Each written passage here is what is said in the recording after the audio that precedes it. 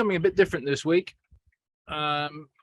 Nick suggested we do some sort of interview, Nick Moore, and I thought that was a really good idea because I've been watching a few of the Ironman interviews, and it's been quite interesting. So might be quite interesting for you. I'm just waiting for Nick to arrive. He's meant to be here at 4. I know it's his birthday tomorrow, and he did say it's going to be quite difficult because it's quite an early start for him. I think it's about 8 o'clock in the morning.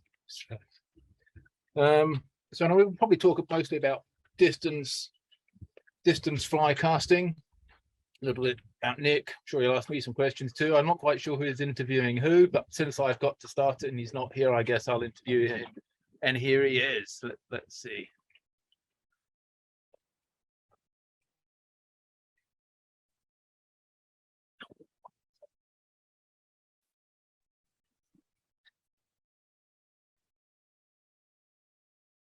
Morning, Paul. Good morning, Nick. How are you? I'm very good. How are you? Good. Just burnt myself on this on the back of the boat here. What's it like where you are? Oh dear, it is quite cloudy actually today. So good, decent overcast day, I think. So I think I'm going to go fishing after this. All right. Be nice. And it's still cold, I imagine, over there. It's actually it's not as bad when you came over, to be honest. It's warmed up a little bit. It's about 12 degrees now, so that's like tropical. That's like t-shirt weather, man, for us. Yeah, that's great. I have to say, I was very impressed with your casting when we met, like last month. I thought that was really. Thank you very much. Exceptional. You must be doing really well in those competitions now. I'm doing okay, but you know when you're up against the infamous James, it's quite humbling because he's a great caster. I mean, obviously BFCC they have great casters there, so it's you must be putting it past him once or twice, though. Yeah, I'd like to think so. I'd like to think so on there. Yeah, it's I mean, what did I have last time? I think I hit 130 something on the last event. That was the last event of the year. So, and that's with the 5 weight. With the 5 weight, yeah, with the 5 weight on there, and great distances, and the accuracy as well. I think that was about high 50s, low 60s, and we did because we went to the game fair as well, Bragley Hall, and that was good. That was really good. It was 3 solid days of just casting, man, all the time. It was on the lake, set the accuracy rings up as well, and then doing some stuff on the grass. And then I think at one point, James and I were neck and neck with the accuracy. It was like 70 odd points. It's just like, oh, this is ridiculous. Why can't we do this first time in comp?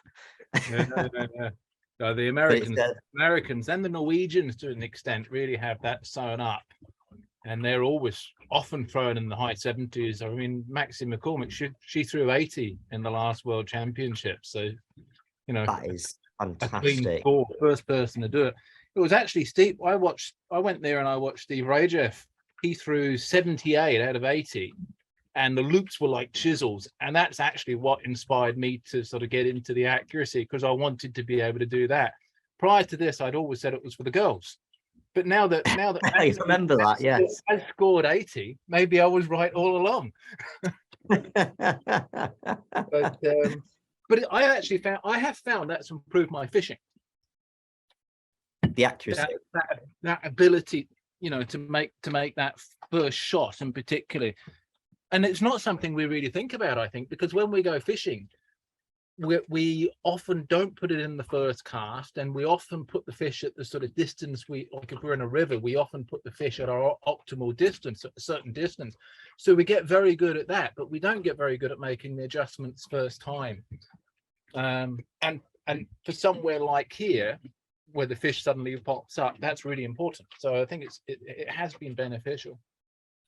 How let's get over to you there. So let's talk about distance casting. Do you feel that that's improved your ability to fish? That's a good question, and a lot of people have said, why are you throwing that far for, because the fish aren't out there. Well, actually, Well, they sometimes are. they are, but yeah, aren't they? So it's like, well, that's not a great excuse. So what it's given for me, I think, is the ability to cast into the wind. Yeah. But better and further. And I think as well with the 170, which I'm sure we'll get onto later on, when you've got a team of flies on or you're delivering into the wind, personally, I think that's the best technique to do that.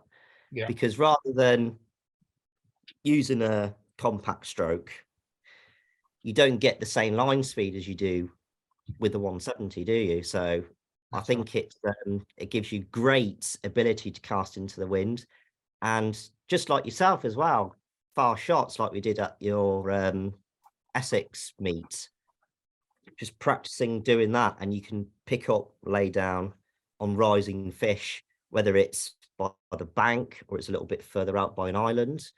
So the distance casting really has improved my fishing by being able to do that, I think, and some other reasons.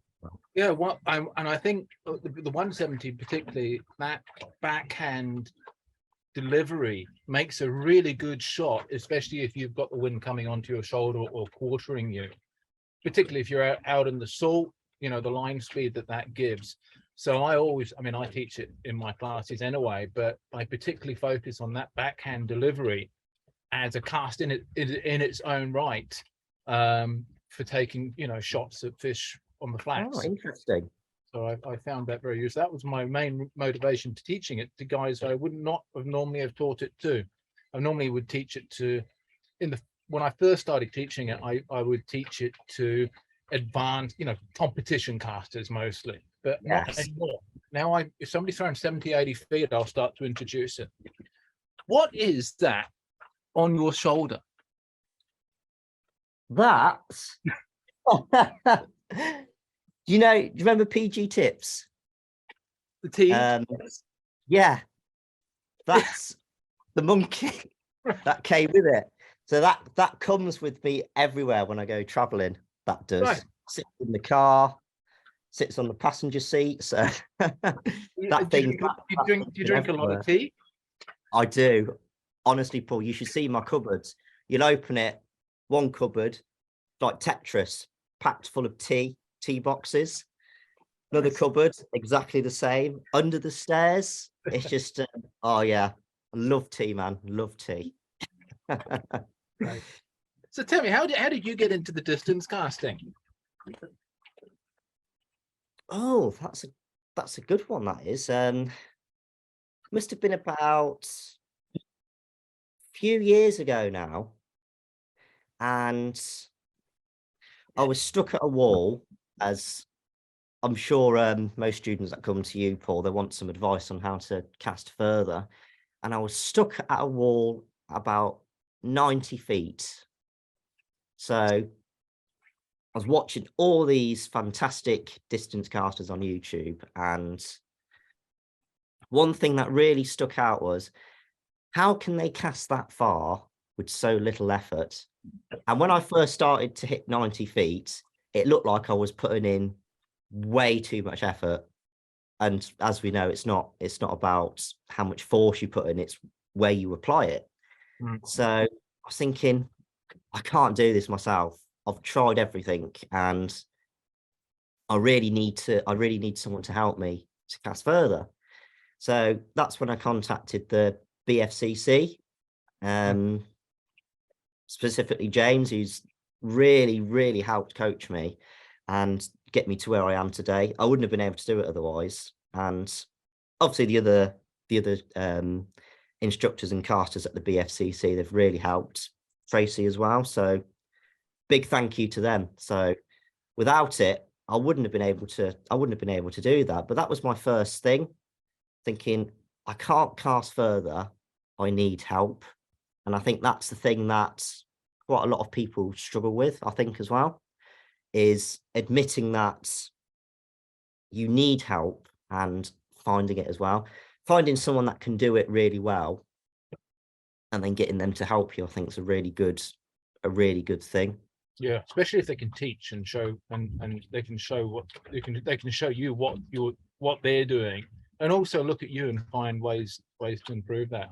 And I mean, James in particular, James is an absolutely outstanding cousin. He got into it because he was doing his saltwater fly fishing, and he was really struggling to make the shots. So in order to become a better fly caster, that's why that he joined BFCC.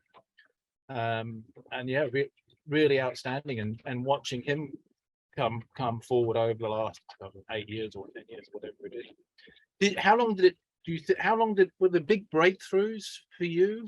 Let's talk about what were the big breakthroughs for you as you increased your distance? As in the distance wise, like milestones. Is that what you mean, Yeah. Paul?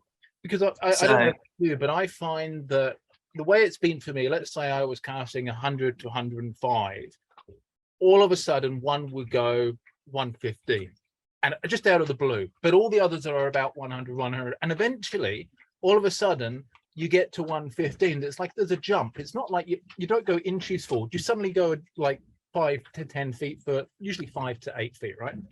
So then you get 115, and then all of a sudden one goes over 120, and it's just, where's that come from? And eventually, you find out what that is. So I guess there are specific jumps. Has that been the case for you?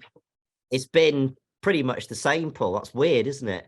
So when I started off at 90 feet, James gave me some amazing advice, drills, tips, which I think we'll get onto later as well.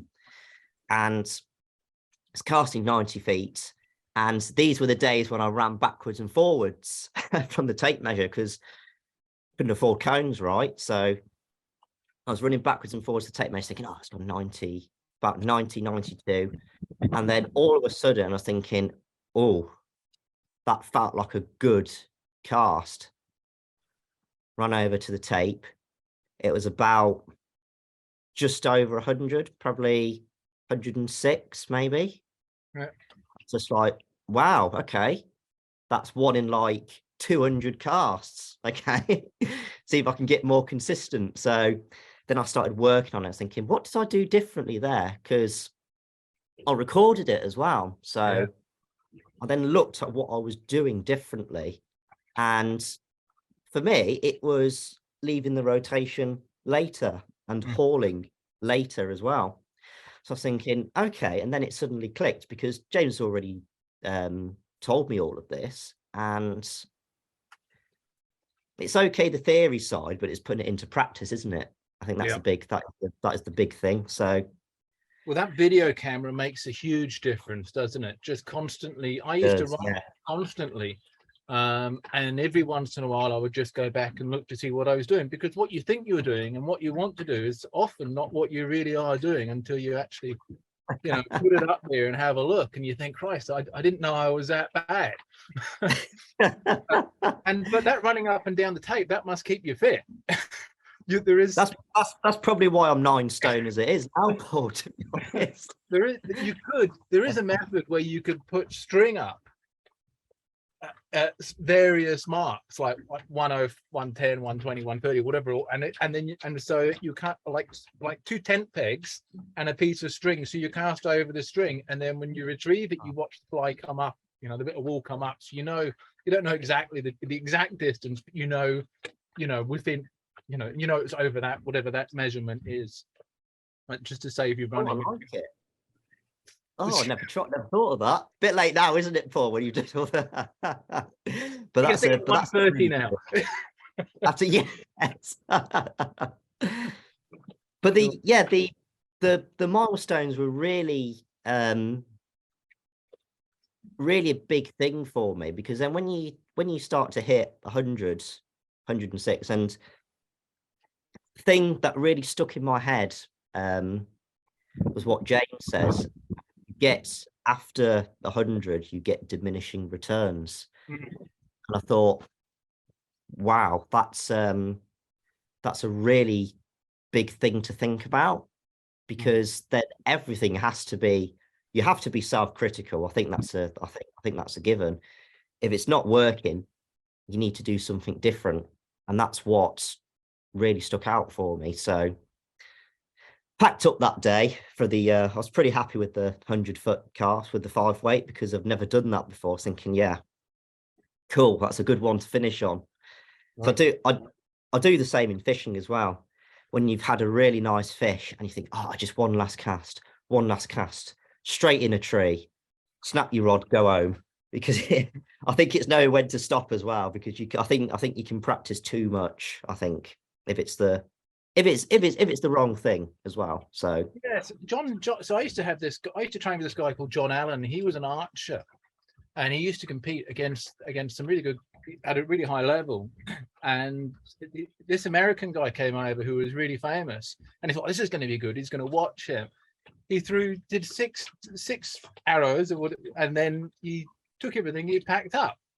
And John went over and said, why are you packing up? He goes, well, I'm not going well. I'm not, it doesn't feel right today, so I'm not going to train.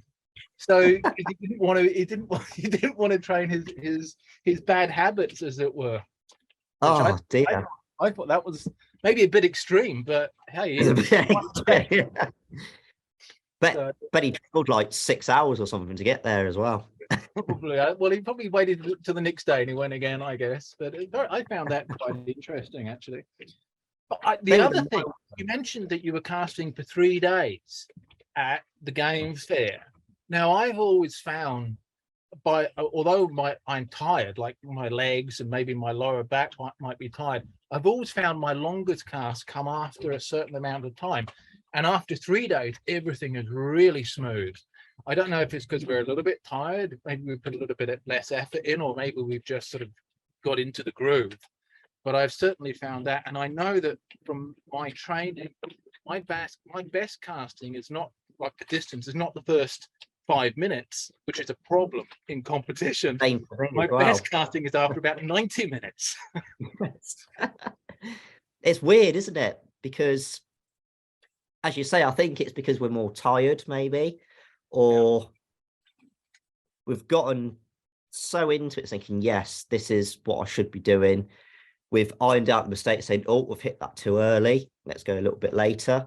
Because even now I hit it too early, thinking, oh, and you can feel it as well. You set up a nice back cast, absolutely, and then come forward, so I think, oh, I hit that too early, then pull it back.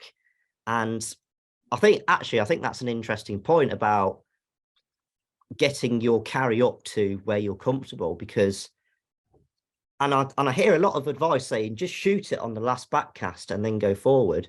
But that's fine if you're fishing, but if you're in competition and you can't carry, say, high 80s, low 90s, and you come forward, you're not happy with that, you've got nowhere to go. You can't pull that back, straighten it out, and come forward.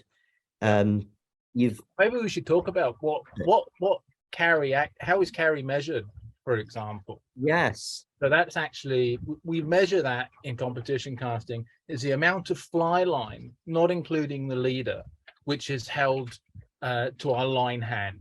So if, for example, we had a line which was 90 foot long, like a 90-foot DT, and we were holding the backing knot, we would be carrying 90 feet. Okay, which I imagine sound like quite a lot to people who are probably might be struggling to cast 60 feet. But that's basically the side of competition. And I remember I was giving you a few pointers quite a few years back, and I said I won't teach you to launch until I can't remember what it was. Was it until you're carrying 85 feet or 8? That was it. Yes, it was. It was so close. It was like a foot off. I was thinking, no, I'm going to show you until then. But that, but that was a good thing that you did, Paul, I think. I think that's really the key, and that line in particular, I think there is an optimal carry on it, and because we're casting the mastery expert distance in the competition, and the head length is 72 feet. So I think the ideal place to put that head is right at the top of the loop. So if you have it in the loop doesn't have the same dynamics as if the head down, and it can be extended a little bit by 2 or 3 feet. So for me, that carries, it's about the 90-foot mark, give or take 2 feet. Yes. Would I be able to share my screen? Sure. And show you, because I've got the Echo MPR, the double hull kit with the 170. So There you go. thank you very much. So I just share this. So this is going on to the 170, and I don't know if you remember, Paul. This was a few years ago now with the Echo MPR. But if I just play this short little clip. Yeah. Oh, it's a nice look. Look at that.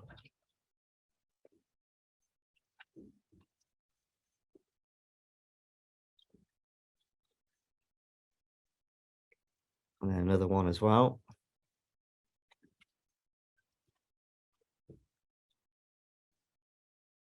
Yeah. Beautiful loop that forms there, isn't it? It is. It's absolutely fascinating. It really is. So if I go back onto that, you can actually see the loop forming. And I know you've made your video as well, Paul, which I really enjoy watching. You know, your 90 foot, was it 90 foot plus carry with the MED? Yeah, well, that was funny because I wanted to say it was 90 feet and I went off and measured it and it was 88 and a half. So I had to, so I thought, so I went back and added another 4 feet. Brilliant. But I think the 170, you know, when we talk about rules that you have to have, well, don't have to have, but you have an arc and you stick to that for the shorter cast. And then you show someone this and it just completely blows their mind. Yeah, I mean, you're doing it all wrong. Yeah.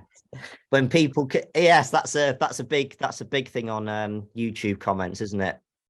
When they see it. But I think it's just showing people how it actually works. Yeah. I mean, as you know, that Echo MPR, it's only what, 4 or 5 foot long. And if you look on the left corner, I'll just scrub along. So this is the rod going now. I mean, it's almost vertically going down the rod. Yeah. So start from a flat position, and then it's almost going vertically down. So that's the rod there going into the ground. Yeah, literally, it's basically almost a stake going into the ground. Yeah. And what you said about overhang, Paul, and keeping the head at the top of the loop during counterflex, I think it really illustrates it here, because then you can see the head all being aimed at the target, just going straight to the target, and then the running line almost bouncing back up. I say almost, it is bouncing back up. Yeah. Scrub along again. Yeah, pull back up under the tension. Yeah, that's amazing. That is incredible. And you can really see it. I mean, that's why the 170 really works. It's because we have that long carry. If we did it with the lines that we're using and we only had 15 feet of fly line outside the rod, it would just end up being these big loops like Mickey Mouse ears going backwards and forwards. so it's because we've got, 70, 80, 90 feet of line up in the air that it works. And I've always felt, and I agree with you, I don't think you want to shoot to get there. It's very difficult to be consistent if you do that, and you lose tension. So I've always felt that you want to be able to carry more than we have this optimal number. So, for me, I know with that line I can carry 95 at sea level, and so 90 is dynamic. I've got that under control. In fact, one of the dangers is carrying too much. And if you carry too much with that, it becomes quite unstable. So that's the same with the, because I like to use the ballistic lines as well, which you had to go with the our little Essex meet. Yeah. And with that, it's a 58, 60 foot head, which is quite long for a lot of people. I do get that, but one of the, as you say, one of the dangers is you can carry the whole line, and you wouldn't even realize. You'll be cast thinking, oh no, I'm carrying way too much. Yeah. And you'll go to deliver, it doesn't deliver because and that actually brings an interesting point. So we used to have these competitions we call the sex loop shootouts, and we would have all sorts of different types of tackle.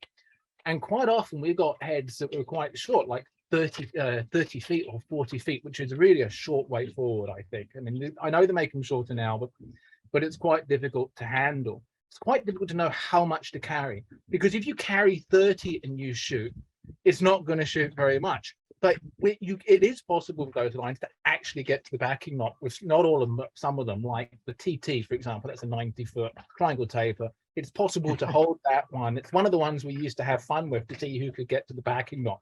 And it's possible, but it's ugly, right? Hard. It's definitely not the way to compete with it. So I found those really difficult, because you've got 2 minutes to try and sort it out in a competition. You know it's not 30. So I would start at about 60, and then I would add and add and add. And at some point, you would hopefully get one that goes away somewhere in that middle. So I found those very difficult. So what is your take on head length if it comes to fishing? That's a good point, because I think we're quite alike, Paul, and we like long heads for fishing. And certainly for the fishing that I do, double taper is probably the most versatile line. Yeah. For the fishing I do, because you're casting into the wind, you'll probably make very long shots on still waters. You know what it's like on reservoir still waters from the bank, even from the boat sometimes, for long shots. Yeah. But when the backcast room is restricted, I feel lost with a short-headed line. I don't know about you, but I feel like, is there something more there? Because then if you've got restricted backcast, you can just use a jump roll, right? And they go along. I mean, we measured the distances with very good casters, but with the dynamic roll, they were casting, some were casting going over 90 feet. And there was certainly all more than 80, no matter what the line really, because we were comparing different lines. But you make an interesting point there about casting into the wind. And I think a lot of people don't really understand why they would want a double taper in the right, why a double taper in the right hands is the preferred line. Maybe you'd like to explain that. Yeah, and it's a really interesting point, because then it's like I don't know what it is about my club, but people love to try my stuff, which is interesting when they pick it up, because obviously it's your rod as well that I take, and I take the Sage and some other bits and pieces. But when they first get it, they're thinking, what is this line? Because it's either a MED5, MED6, ballistic 506, or the SA Mastery Trowel on your 4-weight. Okay. And they've all got pretty long heads, if people aren't used to it.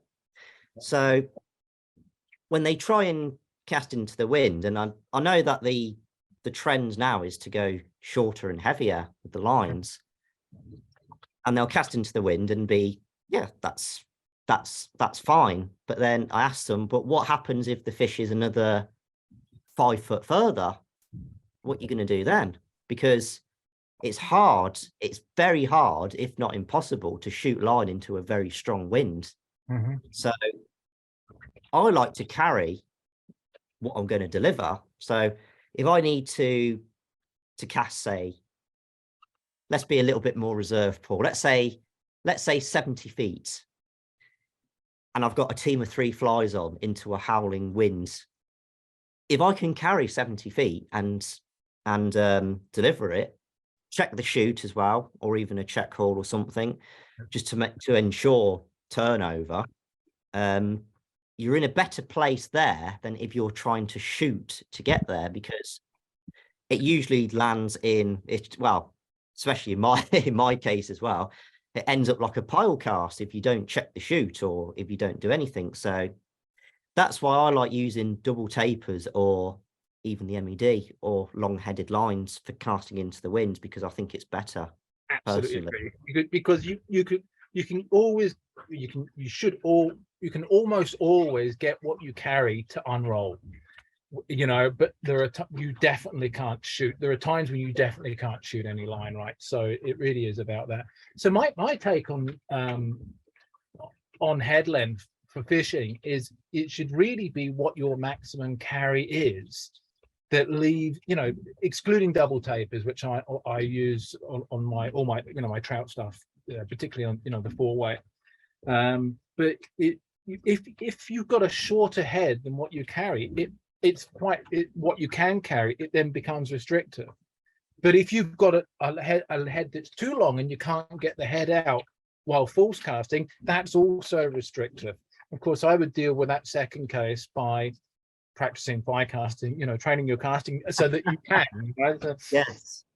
That's how I would deal with that. And it is difficult in lessons because some people come with these, what we call them bricks on a string, these really heavy fly lines with a very short weight, which, you know, might as well be a lead weight, you know, when it comes to actually what you can do with them, because all you can do is like chuck it out there and you've got no real options to mend, and accuracy is really quite difficult because it just wants to fly, doesn't it? It becomes quite, Like, to hang on to it.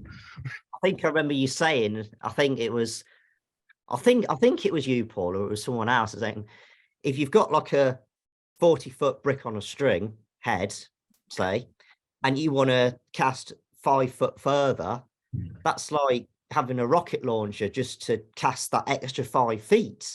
Yeah, because it's like, why are you shooting just to have that much? It makes it very funny. very difficult. But I think it obviously suits quite a lot of people, particularly if they need a bit more distance than they can get if they're stillwater fishing, for example, and they're just repetitively trying to cast probably only about 60 or 70 feet. But it kind of makes it easier for them, particularly if they haven't maybe learnt the double haul, or, you know, they haven't really developed their casting yet, you know. So a lot of people by me, they don't really haul. There's maybe practice. Yes, that is the big thing, isn't it? That it doesn't take long, does it, to learn the double haul? I mean, no, it takes 15 minutes, or you know, it takes 15 minutes and maybe about, you know, if you just use it, you know, 10 or 20 hours, it will be really ingrained. And, you know, I mean, and then what there isn't a lot of coaching, and there isn't taking it further, but there's a lot further you can take the double haul as well. So I mean, the key there really is to train, but that seems to come later. A lot of people, most of my students have been fishing for maybe 15 years, and all of a sudden they get the bug. They realize, if I could cast better, I would catch more fish and have more fun and less tangles, and I would be able to catch these fish in the salt. So I get a lot of my students have always come from an experienced fishing background, but with relatively average casting skills. You can get to a certain point on your own through fishing and training, but that point, and I think it's on distance, is about 70 feet. Beyond that, you need help. You know, whether that's a paid lesson or joining a fly casting club, having somebody, or the board. Or the board can, yeah, that can help. The discussion board, it's possible to learn it that way, having people look at your cast. But you do need to get some help to do it. How much training do you do? Every day. It doesn't matter how tired I am. Come back from work, go in the garden, just cast, man. Just put some little bit difficult with accuracy when it's nighttime because we haven't got any lights in the garden. So I'll use the luma line, just practice loops, practice hauling, and then when it's every day for like 20 minutes maybe in the garden.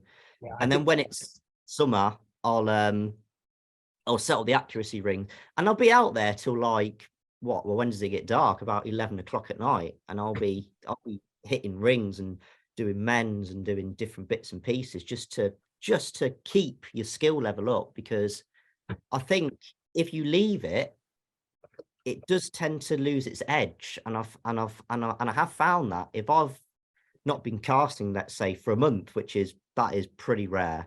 That is rare. if I haven't been casting for a month and I come back thinking, that fly leg's not quite straight, I need to make sure that I straighten that out and be a bit more smoother. So I think little and often is the key. I think, Paul. I don't know what your take on that is. Yeah, I think that's I kind of agree. I'm just going to move you around a bit here because the sun was getting to me. And I can see now. so yeah, little and often is great to maintain. You know, I think I prefer people to train. You know, in my students anyway, I like them to train at least five times a week. But if it's 20 minutes, then that's fine. That's great. You know, I think you can train too much. Yes. Especially, you know, I think when it starts going backwards, that's definitely the time to stop. Or if but I know that when I'm training before a competition, I will train in 2-hour blocks. And, you know, if it's like the World Championships, I'll do that twice a day. So that will be the maximum I would train. So 2 times 2. And when I was really developing my distance cast, that's what I was doing. Fitting it around, I'm quite lucky. I can still get to go fishing all the, you know, pretty much every day anyway. But I would take that time out to do that. And I think you do go backwards when you don't train, even if you're fishing, but it doesn't take very long to get it back together again. It's something. It's like learning to ride a bike, isn't it? I mean, if you've learned to throw 120 feet, say, and then you don't train it for a little while and you come back, you might be 110, 115, but after a little bit of training, you'll suddenly get back to 120. In fact, I used to find not only get back to 120, you actually go a little bit further. So I would often peak in my training. I wouldn't hit a wall. I would go and work on something else, or I'd go fishing, or I might work on my accuracy and just not touch distance. And then I'll come back to it. I'll be a little bit less, but by the time I've rebuilt it, I will be casting further. I used to do that. That was really built that into my training. And I think it's because it's possible to get to that point in your ability, and then it sort of goes down. You kind of lose your edge. Yes, I found that as well. Any athletics, they don't want to peak a month before their competition. They want to peak actually on the day, right? At the competition, yes. So, yeah. That's a really good point. So how often, or more specifically, Paul, I think, where did you used to train? Because 86, 90 foot of backcast room and forward cast, where did you used to do that? I had to train in that field in Essex. That's really where, you know, we're going back 20 odd years now when I really got into the distance, and I was spending my summers there. And then I had summers I was having some summers in England, and having some summers, like all the other summers, in New Zealand. And there were a couple of things I used to do, but one of the things I would do there was I used to have this old 4-wheel drive, and I used to park it on the side of a cliff over the River Wye at night or in the late evening, have a glass of wine, and throw these loops on my maximum carry, standing on the car roof over the side of this cliff and watching how they unrolled and shaped, and playing around with all sorts of different strokes, that everything I could think of on my maximum carry, and watching how that affected the loop. That was one of my, I have to say, I think probably of all the things that I've trained, carry has been the most useful to me. You know, this 90 foot in the air and shaping it. And it's much easier to do that from a high position, because if you get it wrong, it's not going to hit the grass. It's just going to, you know, it's just going to fall down the cliff, but you can get it up again, you know. I do that as well, because you see my videos. There's like there's a bank, and then the lakes are like that. Yeah. So you can stand on the bank, and it's just perfect for training. So I think people that want to develop their distance casting, I think that's some really good advice, is to find a very high place. Well, not very high, but find an elevated place where if you do get it wrong, and you will get it wrong, because even we get it wrong, don't we? So if it does tick the grass or something when you're on a flat field, just find somewhere a little bit higher so you can work on your carry. And going back to your point, Paul, when you said about shaping the loops, that's what really helped me as well, because, and then going further back about developing your maximum carry, and not shooting to get there, because if you're at 86 feet and you can carry that comfortably, I'll say, you can just play around with trajectory adjustments, force adjustments. I mean, I think we're a little bit different, Paul, because I like to use thrust on the forward cast, like a, for the people that aren't familiar, it's like a tick. So my hand path does that at the end, thrust to compress up the bend to the tip to give you less counterflex and other little bits and pieces. But I mean, that's what I do as well, because I've tried doming the force at the end, but I seem to get a better result if I use thrust. Me Still too. use the same. Me too. I used to do it, or try to do it at the end, but I've noticed in the videos now shot in the last probably 10 years, I am definitely doing this. But the advantage I think now is when I do this, because that coincides with the haul, this adds to the haul, because it's I don't know if it's not quite doubling the speed of the haul, but it's definitely increasing it significantly, because it's all about separation of the hands. So I think like you're pulling away from each other. You're pulling the hands away from each other, aren't this you? is 50 miles an hour, and that's 50 miles an hour. My haul's 100 miles an hour. Right? I don't know what the numbers are, but I would like to think it's about that. That's a nice way to look at it, Paul. Yeah, definitely. I think And then going back to practice, I'll just move you a little bit further back because I've got some props. I do over here. So I've got this thing, which is a little practice rod. So as you can see as well, I've already got it strung up. I never take this apart, because I think for practice as well, if you have it all in a case and it's all and it takes time to set up, and it's just like me as well, just how I am, I can't be asked to get it out if I just want to for a bit. So I keep it strung up. So, and then as well, what a nice little thing is, have I spoken to you about the mirror exercise, Paul, that I like to you have, but it would be great to talk about that. I think that's really good. And if it's raining when I come back from work, and I mean seriously chucking it down, don't really want to go out. So what I'll do is I'll try and do exercises in the house to help improve my casting, or just keep on top of it. So what I like to do is I like to take the rod butt, and then in the mirror, which is to my left, actually in the front room here, but I'll just show you on the camera here, because if you can imagine that you're standing in front of the mirror, you'll stand just like you are when you're casting or fishing. And then what I'll do is I'll just practice this for 20 minutes a day, imagining a nice short stroke, and then maybe go a little bit further, imagining carrying 60 feet, 70 feet, and then quite hard to do this sitting down, Paul. I don't know how you do this. And then I'll imagine doing a complete competition stroke. And what I'm watching is for this tip of this rod butt going absolutely straight. If it goes round, I was thinking, oh yeah, I've definitely got a problem here. Or if it goes out to the side, but it should, as we know, it should go straight over your hand almost. Well, the tip of the rod butt, it should just go in a straight line. So I practice that. I practice that for about 20 minutes a day, and that's pretty consistent as well. And tracking, I think, is what holds a lot of people back, or Absolutely.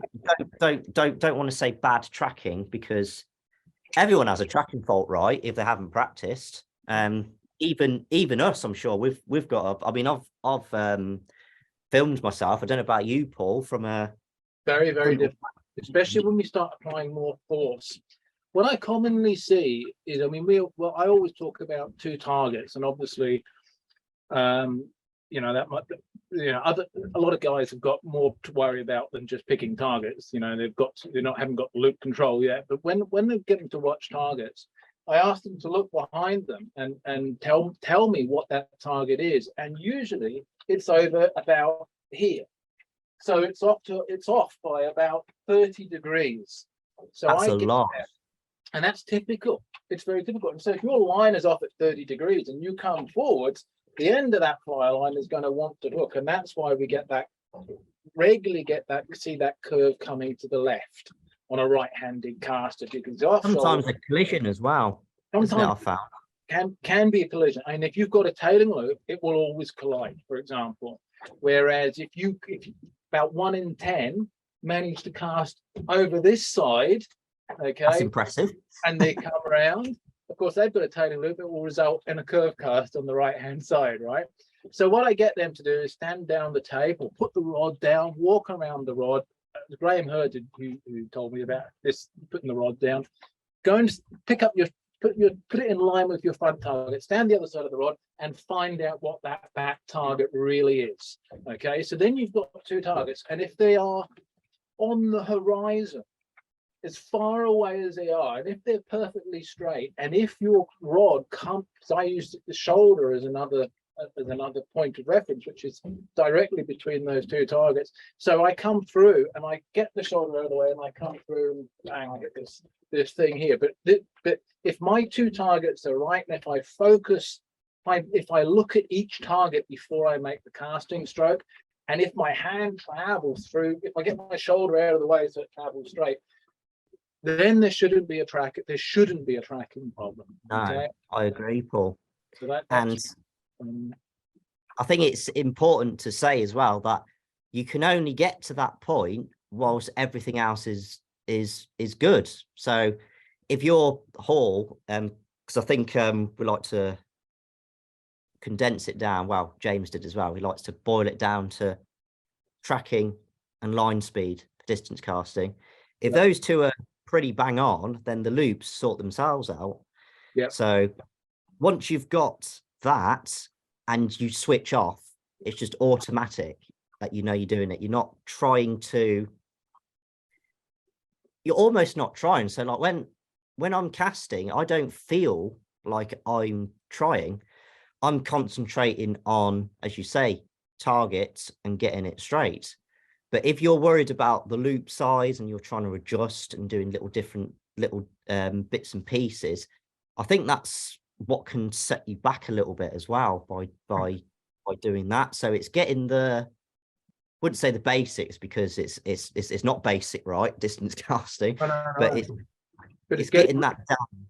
Yeah, I and think. getting rid of all the inefficiencies, all the bits that don't really help. You know, any movement that doesn't directly add line speed to what we're doing, doesn't contribute, is a waste, and we shouldn't be doing it, right? And particularly if it's deviating the rod tip.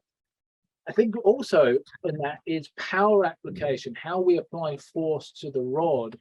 You're talking about, we call delayed rotation, which is where we kind of have this bit where we drag the rod, and then when we apply in distance, we apply the power through a rotation at the very end of the stroke.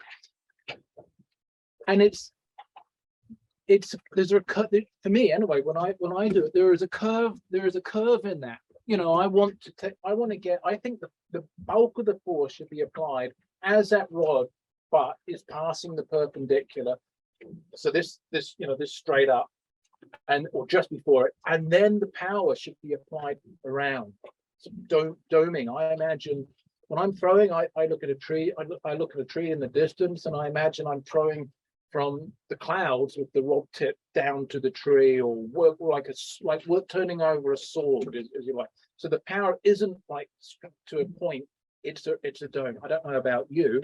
I don't know if that's how you do it, but for me that helps to just open everything up, and I think it definitely gives me better results. That's an interesting one, because I do it slightly different, and I have tried both ways. but I have found that certainly for the back cast, and I don't know if I've got enough room here, that we do the same. We keep the rod butts under the forearm, and you know if you've done it right, because especially after those 3 days of casting at the game fair, had a massive bruise on my forearm there, and a few cuts as well, just from this keeping this rod butt as tight as you can right until the end, and then just using that to lever. What is it they used to have? I can't remember the sword. Used to have them when they were sword fighting. Oh, the leather bands. Yeah, I thought we could have those for fly casting. Sexy Loops leather bands.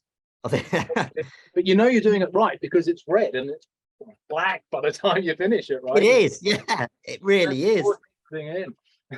But I think that's the best way, because that was the thing going back to like my little distance casting journey, is I was trying to cast distance with the accuracy technique, so not having the rod butt tucked into the fore.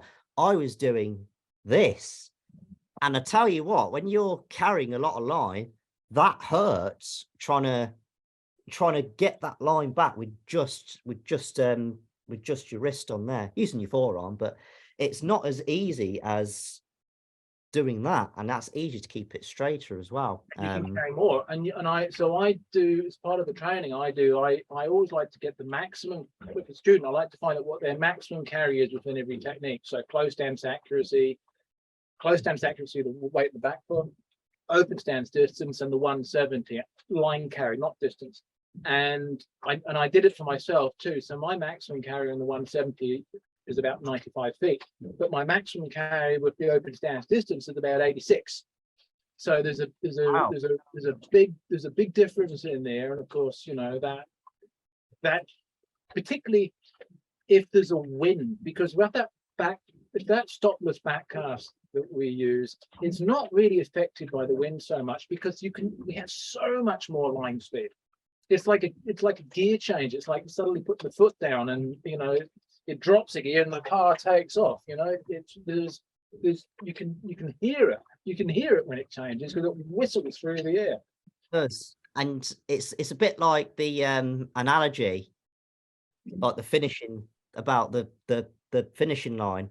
Yeah. So if you're doing a compact, well, won't say compact. If you're doing an open stance distance technique, or even an accuracy technique, because that tops out for me about 104 maybe with accuracy.